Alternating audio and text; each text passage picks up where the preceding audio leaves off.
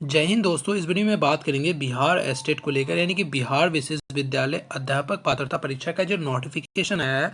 आपको 2 दिसंबर से लेकर 22 दिसंबर तक आप फॉर्म फिल कर सकते हैं। पर यहाँ पे कन्फ्यूज़न ये है कि बहुत सारे ऐसे कैंडिडेट हैं जिसको ये नहीं पता है कि वो एलिजिबल है या नहीं है इस फॉर्म को लेकर। अगर आपका भी ऐसा ही क्वेश्चन है और भी इससे रिलेटेड कोई भी क्वेश्चन है तो ये वीडियो में आपको ज़रूर आंसर मिल जाएगा। बस आपसे रिक्वेस्ट है, वीडियो अगर आपने देखना शुरू कर दिया है तो लाइक ज़रूर कर दीजिएगा। उसके बाद चलिए हम लोग देखते हैं। सबसे पहला देखिए यहाँ पे बिहार विश्वविद्यालय अध्यापक पात्रता परीक्षा। देखिए ये सिर्फ एक पात्रता परीक्षा है। जैसे सीटेट क्या है, एक पात्रता परीक्षा, वो आपको क्वालिफाई होना बहुत जरूरी है। एस्टेट क्या है, क्वालिफाइड होना बहुत जरूरी है। ये सब एक पात्रता परीक्षा होता है।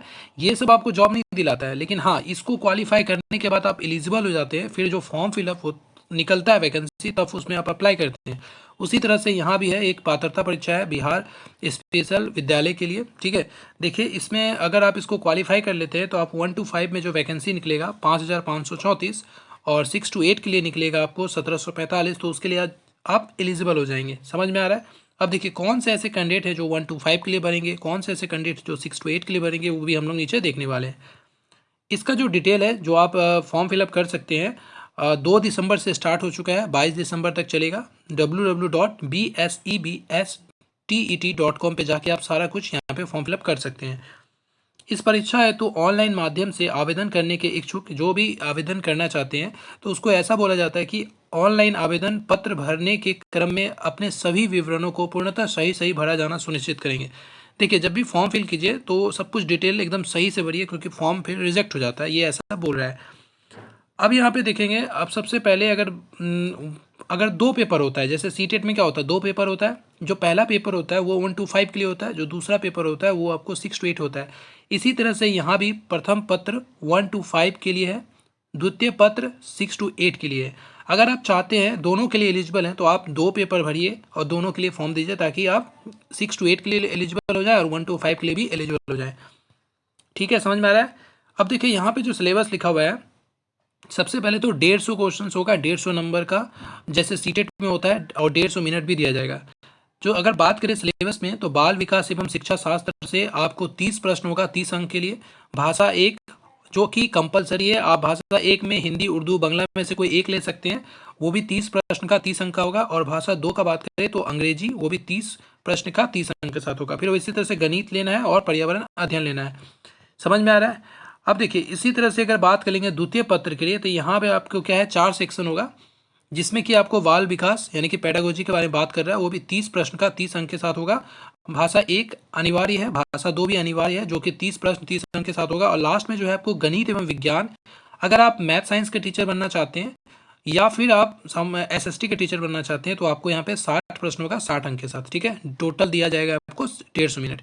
ये हो गया एग्जाम का pattern, same to same CTET level का ही है। डिफिकल्टी लेवल थोड़ा सा अच्छा रखेगा, ताकि आप जो 6 to 8 का जैसे टीचर बनेंगे तो वहाँ पे आपको थोड़ा सा डिफिकल्टी लेवल ठीक रहेगा। तो इसका तैयारी आपको अच्छे से करना होगा। परीक्षा का पैटर्न समझ में आ गया। 150 क्वेश्चन होगा, 150 आंसर होगा, सबके लिए आपको 1-1 अंक मिलेगा। चलिए ये ठीक हो गया। अब जो पास करने के लिए आप स्क्रीन पे देख सकते हैं, यहाँ पे अगर आप युवा हैं तो आपको 50% अंक लाना होगा।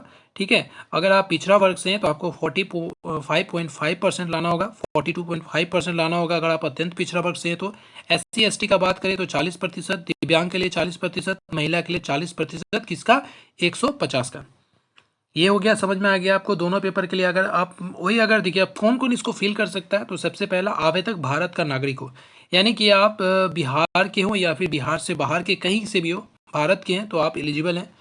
बिहार राज्य विद्यालय अध्यापक नियुक्ति, स्थानांतरण, अनुशासकीय कार्रवाई एवं सेवा शर्त नियमावली, इस सबको ध्यान में रखते हुए आयु सीमा का बात करें तो जो मिनिमम आयु होगा, यानी कि सबसे कम जो कटअप होगा आयु का, कहाँ से गिना जाएगा, तो 1 8 2023 से होगा। ये भी आप देख सकते हैं स्क्रीन पे। ठीक है, यहाँ पे जो है अगर यूआर है तो मिनिमम आपको 37, मैक्सिमम 37 होना चाहिए, मिनिमम 18 साल होना चाहिए। और SC ST OBC ये सबको आपको मिलता है, जो छूट मिलता है। अगर हम लोग बात कर लेते हैं कि अगर आप 1 से 5 के लिए बनना चाहते हैं तो कौन एलिजिबल है। देखिए यहाँ पे क्या हो गया, अगर आपने देखिए 2 तरह का, एक होता है बीएड जो नॉर्मल होता है, एक होता है विशेष बी स्पेशल बीएड, जो कि आप जैसे कि कोई दिव्यांग छात्र है, किसी कोई सुन नहीं सकता, कोई देख नहीं सकता, किसी तरह से वो अगर स्पेशल चाइल्ड है, तो फिर उसके लिए आप स्पेशल बीएड होता है, स्पेशल डीएड होता है, वो कोर्स अगर आप किए हैं तो आप एलिजिबल हैं, तभी आप इसके टीचर बन सकते हैं। क्योंकि यहाँ पे आपको अगर आप इसको क्वालिफाई करके टीचर बनते हैं तो आप नॉर्मल छात्र को नहीं पढ़ाएंगे, किसी तरह से अफेक्ट, जैसे मान लीजिए जो दिव्यांग छात्र हो गए, जैसे कोई सुन नहीं सकता, कोई देख नहीं सकता है, किसी तरह का भी अगर उस पर कुछ प्रॉब्लम है, प्रॉब्लम इन द सेंस कि किसी तरह का ये है, स्पेशल चाइल्ड है, तब आप उसको पढ़ा सकते हैं। समझ में आया? अब यहाँ पे वही उसी तरह से डीएलएड भी होना चाहिए, भारतीय पुनर्वास परिषद से मान्यता प्राप्त संस्थान से विशेष शिक्षा में डीएल या फिर डीएलएड होना चाहिए, तभी आप 1 to 5 के लिए, और बीएड है तो फिर आप 6 to 8 के लिए एलिजिबल है।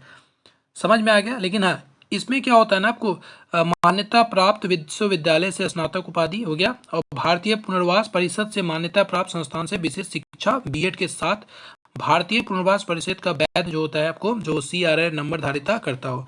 तो यहाँ पे नॉर्मल अगर आपने बीएड किया है तो आप एलिजिबल नहीं है। अगर आपने विशेष विद्यालय जो यहाँ से मान्यता प्राप्त संस्थान से विशेष शिक्षा से अगर आपने बीएड किया है तो आप एलिजिबल है, तो आप फॉर्म फिल कर सकते हैं।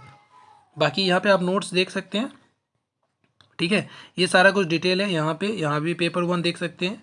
और जो फॉर्म फिलअप का जो आपको लगेगा वो, अगर आप UR से हैं तो आपको 960 रुपये लगेगा एक पेपर के लिए। अगर आप दोनों पेपर भरते हैं तो आपको लगेगा 1440 रुपये।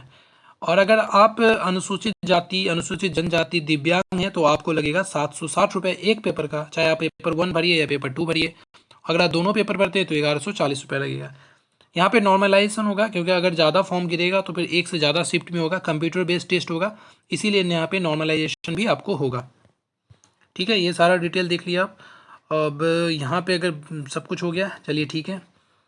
आई होप आपको अब जो ये फॉर्म फिलअप का है, फॉर्म फिलअप कैसे करना है, अगर आप एलिजिबल हैं, देख लिए होंगे कि अगर आपने एलिजिबल है यहाँ पे तो आप फॉर्म फिलअप करना चाहते हैं तो आप देख लीजिएगा कि यूट्यूब में सर्च करके कैसे फॉर्म फिलअप करना है, एकदम स्टेप बाय स्टेप अच्छे से देखिए, किसी भी तरह का गलती नहीं होना चाहिए, क्योंकि गलत होने से फॉर्म रिजेक्ट हो जाएगा।